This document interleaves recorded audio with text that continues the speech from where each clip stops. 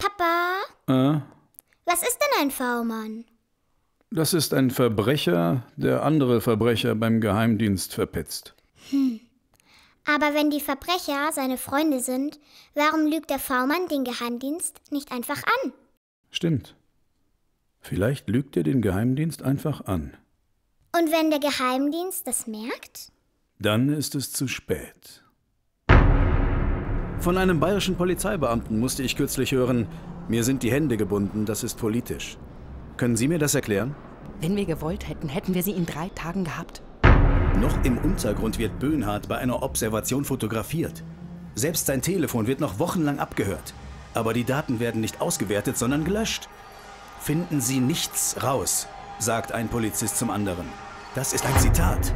Und nach dem Auffliegen des NSU-Trios werden Akten und Beweismittel permanent vernichtet. Haben Sie eine Erklärung für die 18 Telefonanrufe aus dem sächsischen Innenministerium auf Zschäpes Handy am Tag des Showdowns?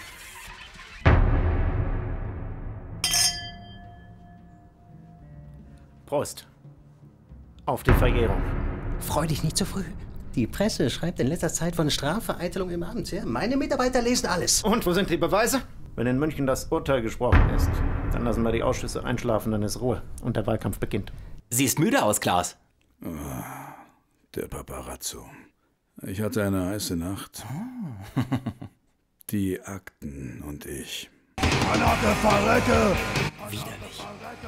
Das ist Lanza? Ja, die Kultband der rechten Szene. An der illegalen Produktion und dem Vertrieb der letzten CD Ran an den Feind waren eigentlich nur V-Männer beteiligt. Jeder Steuerzahler hätte ein Belegexemplar verdient. Die Bundesanwaltschaft hat noch 2014 nach dem offiziellen Moratorium des Innenministeriums unausgewertete Beweismittel vernichtet. Unter anderem ein Adressbuch des Beschuldigten Jan Werner, in dem die Kontaktdaten des Trios gestanden haben dürften. Hier, der Verfassungsschutzmitarbeiter Lingen hat gestanden, am 11.11.2011 vorsätzlich V-Mann-Akten geschreddert zu haben, um das BFV aus der Schusslinie zu bringen. Und die Bundesanwaltschaft hat das Geständnis seit 2014 in der Schublade versteckt, statt es an die ermittelnde Staatsanwaltschaft weiterzuleiten, die die Ermittlungen gegen Lingen eingestellt hat, weil ihm kein Vorsatz nachzuweisen war. Hältst du an deinen Sympathien fest oder willst du darüber schreiben? Das kriege ich in der Redaktion nicht durch. Ich Idiot. Man verärgert seine Quellen nicht, weil sie sonst versiegen.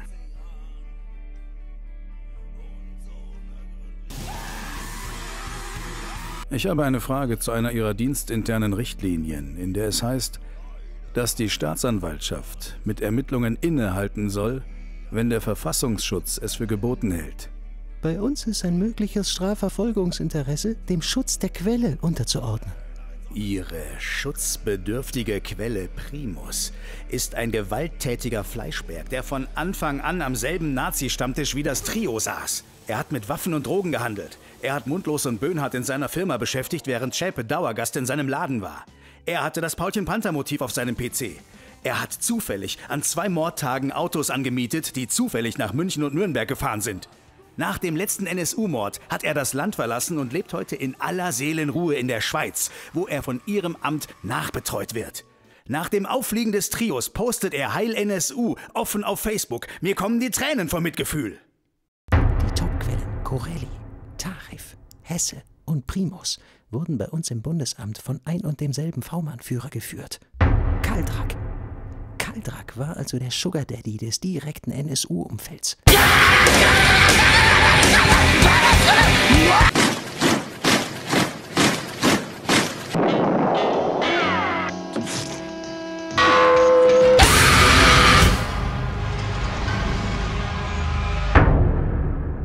Wer zum Henker soll uns noch glauben, dass wir nichts von den Morden wussten?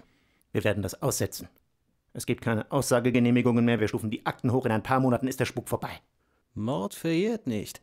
Ihr habt euch verzockt.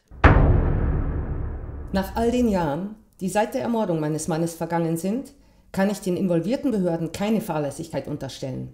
Vielmehr bin ich nun überzeugt, dass bei den Ermittlungen vorsätzlich vertuscht und manipuliert worden ist und noch immer wird.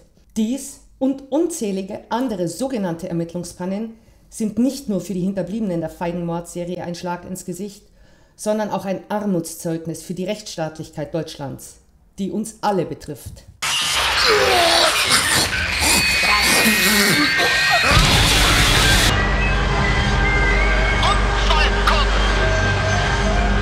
Flüchtlingsinvasion! Wir können glücklich sein zu wissen, dass diese Zukunft restlos uns gehört.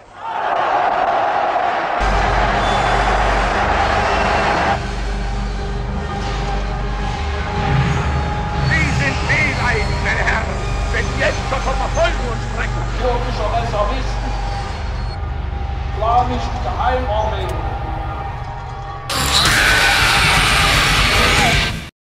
Dein Handy muss in den Kühlschrank. Scheiße. Machst du jetzt einen auf Snowden? Hör zu.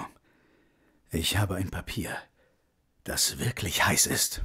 Es geht um die Meldung eines ausländischen Partnerdienstes, die im Herbst 2003 an alle deutschen Sicherheitsbehörden und an das Kanzleramt ging.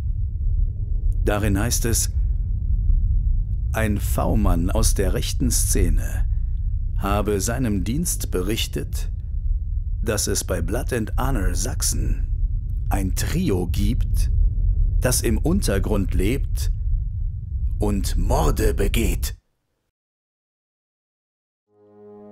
Das ist gefährlich, was Sie da machen. War das eine Drohung? Es geht doch nur um ein paar tote türkische Gemüsehändler. Wissen Sie, was der Vertrauensverlust für die Verfassungsschutzmitarbeiter bedeutet? War das ein Geständnis? Haben Sie sich mal überlegt, was es für das Ansehen Deutschlands bedeuten würde, wenn wir aufklärten, wie Sie aufklären wollen? Sie sind doch kein Landesverräter, oder? Der deutsche Bürger ist staatsgläubig. Er glaubt an den Rechtsstaat. Und er glaubt an das Narrativ der Sicherheitsbehörden. Diese wilde Räuberpistole NSU ist doch viel zu kompliziert für das deutsche Volk. Noch sind Sie der Geschichtenerzähler. Wir werden sehen, Herr Frisch. Wir werden sehen.